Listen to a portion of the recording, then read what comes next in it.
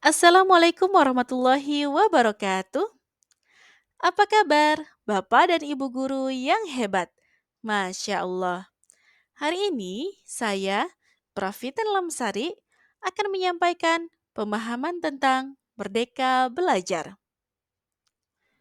Topik ini merupakan pandangan Ki Hajar Dewantara mengenai pendidikan yang memerdekakan serta penerapannya.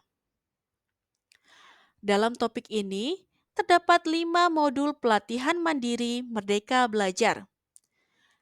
Modul pertama yaitu memahami dan mengenali diri sebagai pendidik. Modul kedua, mendidik dan mengajar. Modul ketiga, mendampingi murid dengan utuh dan menyeluruh. Modul keempat, mendidik dan melatih kecerdasan budi pekerti. Modul kelima, pendidikan yang menghantarkan keselamatan dan kebahagiaan. Baik, Bapak dan Ibu guru yang hebat, mari kita masuk ke modul yang pertama, yaitu memahami dan mengenali diri sebagai pendidik. Di sini kita diminta untuk merefleksikan diri dan peran sebagai pendidik, juga memproyeksikan diri menjadi guru seperti apa di masa depan.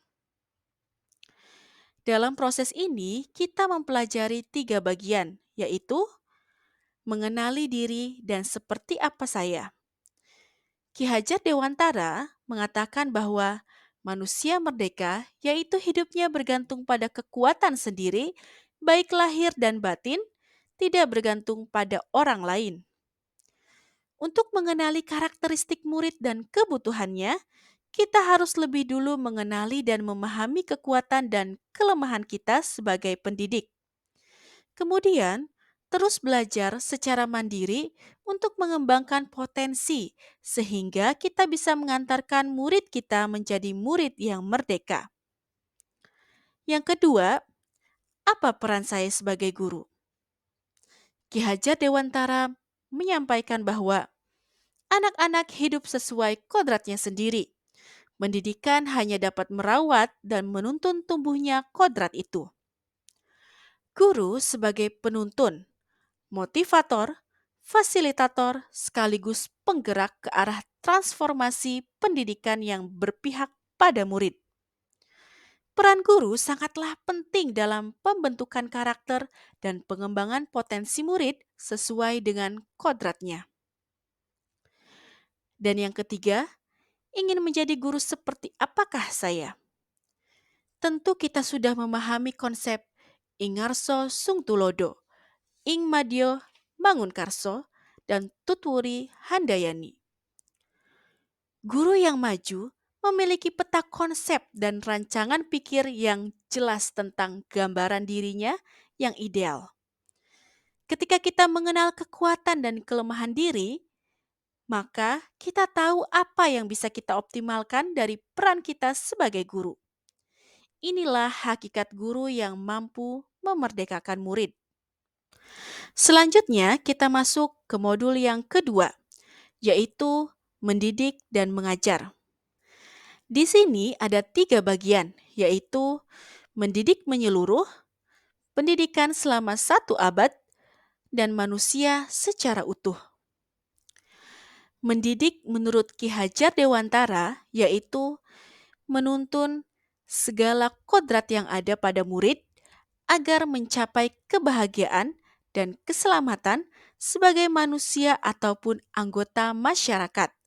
Sedangkan mengajar adalah proses pendidikan dalam memberi ilmu untuk kecakapan hidup anak secara lahir dan batin. Selanjutnya, modul yang ketiga yaitu mendampingi murid secara utuh dan menyeluruh. Di sini terdapat 2 hal yang kita pelajari, yaitu kodrat murid dan asas trikon. Mari kita pelajari satu demi satu. Yang pertama, kodrat murid. Segala sesuatu perubahan yang terjadi pada murid dihubungkan dengan segala kodrat keadaan, kodrat alam, dan kodrat zaman. Tugas guru memastikan seluruh dimensi diri dalam kehidupan murid dapat dikenali, digali, dan dikembangkan. Sedangkan asas trikon terdiri dari kontinuitas, yaitu pengembangan harus dilakukan secara terus-menerus dengan perencanaan yang baik. Kemudian konvergen, yaitu pengembangan yang diambil dari berbagai sumber. Dan yang terakhir yaitu konsentris, yaitu pengembangan pendidikan yang dilakukan harus tepat berdasarkan kepribadian kita sendiri. Selanjutnya, kita memasuki modul keempat, yaitu mendidik dan melatih kecerdasan budi pekerti. Mari kita pelajari budi pekerti dan teori konvergensi. Menurut Ki Hajar Dewantara, budi pekerti terdiri dari dua kata, budi dan pekerti. Budi artinya ranah batin yang meliputi trisakti, yaitu cipta, rasa, dan karsa. Sedangkan pekerti adalah ranah lahir yang mewujudkan tenaga.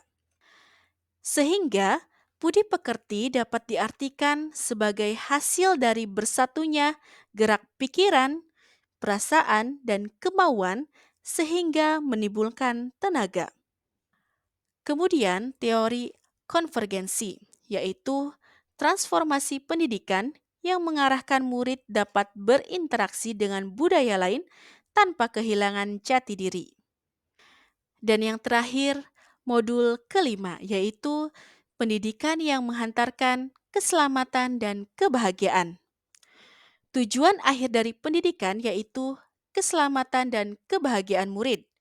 Hal ini bisa dipenuhi dengan sistem Among. Murid generasi natif digital yang hidup di era kemajuan mengharuskan guru menjadi pendidik yang adaptif, inovatif, reflektif, kolaboratif, dan berpihak pada murid. Itu saja yang dapat saya sampaikan. Terima kasih atas perhatiannya. Wassalamualaikum warahmatullahi wabarakatuh.